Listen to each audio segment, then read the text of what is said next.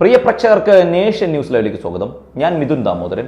ഇന്നത്തെ real story ചർച്ച ചെയ്യുന്നു. 5 തവണ തമിഴ്നാടിന്റെ മുഖ്യമന്ത്രിയായി തിരഞ്ഞെടുക്കപ്പെട്ടപ്പോഴും റെക്കോർഡ് ഭൂരിപക്ഷത്തിന്റെ കനമുണ്ടായിരുന്നു കലൈஞർ കരുണാനിധിയുടെ സ്ഥാനാർത്ഥിത്വത്തിന്. തമിഴ്നാട് രാഷ്ട്രീയത്തിലും സിനിമയിലും സാഹിത്യത്തിലും തന്റേതായ ഇടങ്ങൾ സൃഷ്ടിച്ചുകൊണ്ട് കലകൊണ്ട് അടക്കിവാണ കലൈஞരുടെ ചരിത്രത്തിലേക്ക് കരുണാനിധിയെക്കുറിച്ച്.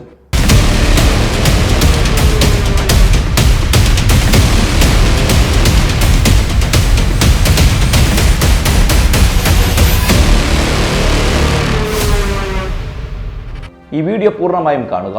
വീഡിയോ ഇഷ്ടമായാൽ ലൈക്ക് ചെയ്യാനും ഷെയർ ചെയ്യാനും സബ്സ്ക്രൈബ് ചെയ്യാനും മറക്കരുത്. അതെ, ഞാൻ നേരത്തെ പറഞ്ഞ പോലെ തന്നെയാണ് 5 തവണ തമിഴ്നാടിന്റെ മുഖ്യമന്ത്രിയായി തിരഞ്ഞെടുക്കപ്പെട്ടപ്പോഴും റെക്കോർഡ് ഭൂരിപക്ഷത്തിന്റെ കനമുണ്ടായിരുന്നു കലൈஞർ കരുണാനിധിയുടെ സ്ഥാനാർത്ഥിത്വത്തിൽ തന്നെ. തമിഴ്നാട് രാഷ്ട്രീയത്തിലും സിനിമയിലും സാഹിത്യത്തിലും തന്റേതായ ഇടങ്ങൾ സൃഷ്ടിച്ചുകൊണ്ടാണ് കലകൊണ്ട് തമിഴകം അടക്കിവാണ കലൈஞരുടെ ചരിത്രം സംസാരിക്കുന്നത്. വാർദ്ധക്യ സഹജമായ അസുഖങ്ങൾ കാരണം 2018 അന്തരിക്കുമ്പോൾ 94 വയസ്സായിരുന്നു അദ്ദേഹത്തിന്.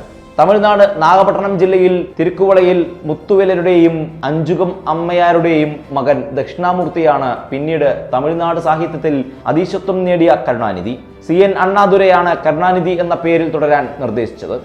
യുക്തിവാദ പ്രസ്ഥാനത്തിൽ ആകൃഷ്ടനായതിനാൽ ആ പേരാണ് ചേരുക എന്ന് അദ്ദേഹം പറഞ്ഞു. സ്കൂൾ കാലം മുതൽക്കേ നാടകവും കവിതയും കഥകളും കരുണാനിധിയുടെ സന്തത സഹചാരികളായിരുന്നു. ജസ്റ്റിസ് പാർട്ടി പ്രവർത്തകനായ അഴഗിരി സ്വാമികളുടെ പ്രസംഗങ്ങളിൽ ആകൃഷ്ടനായി 13-ാം വയസ്സിൽ സാമൂഹ്യ പ്രവർത്തനങ്ങളിൽ ഏർപ്പെട്ടു. വിദ്യാർത്ഥികളുടെ സാഹിത്യ കലകളെ പ്രോത്സാഹിപ്പിക്കാനായി ഇളൈഞ്ചർ മറുമലർച്ചി എന്ന സംഘടന രൂപീകൃതമായത്.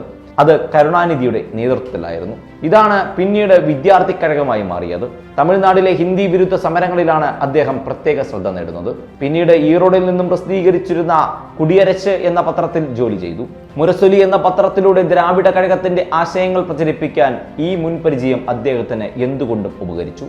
രാജകുമാരി എന്ന സിനിമയ്ക്ക് സംഭാഷണം എഴുതിയതാണ് സിനിമയിലെ കരുണാനിധിയുടെ വഴിത്തിരിവ്. സിനിമയിലെ മുഖ്യ കഥാപാത്രത്തെ അവതരിപ്പിച്ചിരുന്ന MGRുമായി സൗഹൃദത്തിലാവുന്നു.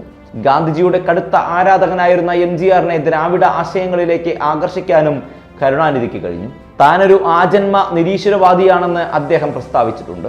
നിരീശ്വരവാദിയായ കരുണാനിധിക്ക് വേണ്ടി തമിഴ്നാട് മുഴുവനായും പ്രാർത്ഥനകൾ മുഴുകിയത് അദ്ദേഹത്തിന്റെ ആരോഗ്യനില വഷളായപ്പോഴാണ്. പുരച്ചിത്തലൈവി ജയലളിതയുമായി ആശയപരമായും വ്യക്തിപരമായും കടുത്ത ശത്രുത പുലർത്തിയിരുന്ന കരുണാനിധി അവർ അന്തരിച്ചപ്പോൾ താൻ ജീവിതത്തിൽ കണ്ട ഏറ്റവും മഹത്തായ പോരാളി എന്നായിരുന്നു ജയലളിതയെ വിശേഷിപ്പിച്ചത്.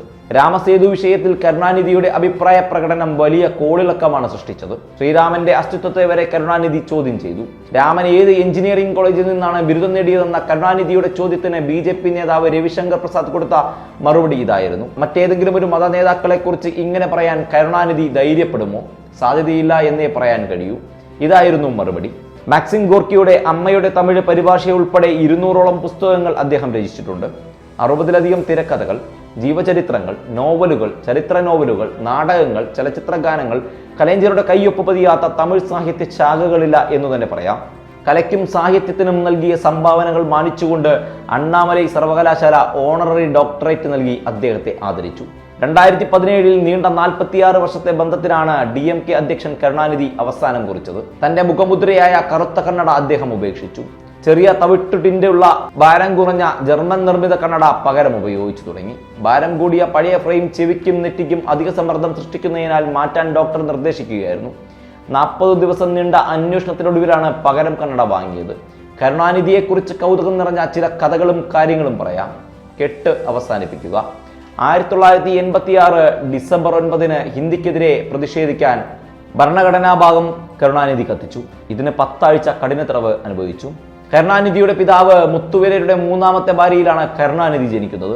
മുത്തുവേലരുടെ ആദ്യ 2 ഭാര്യമാരും സന്താന ഭാഗ്യമില്ലാതെ മരിക്കുകയായിരുന്നു. ഗായകനായിരുന്ന മുത്തുവേൽ മകനെ സംഗീതം പഠിപ്പിക്കാൻ ശ്രമിച്ചു. പക്ഷേ ഏകാഭിനയത്തിലും എഴുത്തിലുമായിരുന്നു ചെറുപ്പം മുതൽ കരുണാനിധിക്ക് കമ്പം. തിരുക്കുവളൈ ഗ്രാമക്ഷേത്രത്തിലെ ദൈവത്തിൽ നിന്ന് കടം കൊണ്ടതാണ് കരുണാനിധി എന്ന പേര്. തിരുവാരൂരിലെ സ്കൂളിൽ പ്രവേശനം നിഷേധിക്കപ്പെട്ടപ്പോൾ അടുത്തുള്ള കിണറ്റിൽ ചാടി മരിക്കുമെന്ന് ഭീഷണിപ്പെടുത്തി പ്രവേശനം വാങ്ങിയെന്ന് കരുണാനിധിയെ പറ്റിയൊരു കഥയുണ്ട്. ദ്രാവിഡ കഴകത്തിന്റെ യോഗം സംഘടിപ്പിക്കാൻ വീട്ടിൽ നിന്ന് ആഭരണം മോഷ്ടിച്ച് കരുണാനിധി പണയം വെച്ചതായി അണികൾക്കിടയിൽ കഥയുണ്ട്. ഗാന്ധിജിക്കെതിരെ കരുണാനിധി എഴുതിയ ലേഖനം വായിച്ച് രോഷാകുലരായ ഗാന്ധി ശിഷ്യർ കരുണാനിധിയുടെ യോഗം കലക്കി അദ്ദേഹത്തെ തല്ലിച്ചതച്ചു. തെരുവിൽ ബോധരഹിതനായി കിടന്ന കരുണാനിധി മരണത്തിൽ നിന്ന് കഷ്ടിച്ചാണ് രക്ഷപ്പെട്ടതത്രേ. കാർ അപകടത്തിൽ കണ്ണിന് ഗുരുതരമായി പരിക്കേറ്റ കരുണാനിധി 12 ശസ്ത്രക്രിയകൾക്ക് ശേഷമാണ് കാഴ്ചശക്തി വീണ്ടെടുത്തതത്രേ. അന്നു മുതൽ ഒപ്പം കൂടിയതാണ് കറുത്ത കണ്ണട. DMK അധ്യക്ഷനായി കരുണാനിധിയെ തുടർച്ചയായ 11ാം തവണയും തിരഞ്ഞെടുത്തത് ചരിത്രമായി. 49 വർഷം പാർട്ടിയെ നയിച്ച കലൈഞ്ചറാണ് ഇന്ത്യയിൽ ഇക്കാര്യത്തിൽ മുന്നിൽ. ഇതൊക്കെയാണ് നമ്മുടെ കരുണാനിധി കലൈഞ്ചറെ കുറിച്ചുള്ള പൂർണ്ണമായ വീഡിയോ ആണ് പ്രിയപ്പെട്ട പ്രേക്ഷകർക്ക് മുമ്പിൽ ദ റിയൽ സ്റ്റോറിയിലൂടെ ചർച്ച ചെയ്തത്. ഈ വീഡിയോ ഇഷ്ടമായാൽ ലൈക്ക് ചെയ്യാനും ഷെയർ ചെയ്യാനും സബ്സ്ക്രൈബ് ചെയ്യാനും മറക്കരുത്. നന്ദി.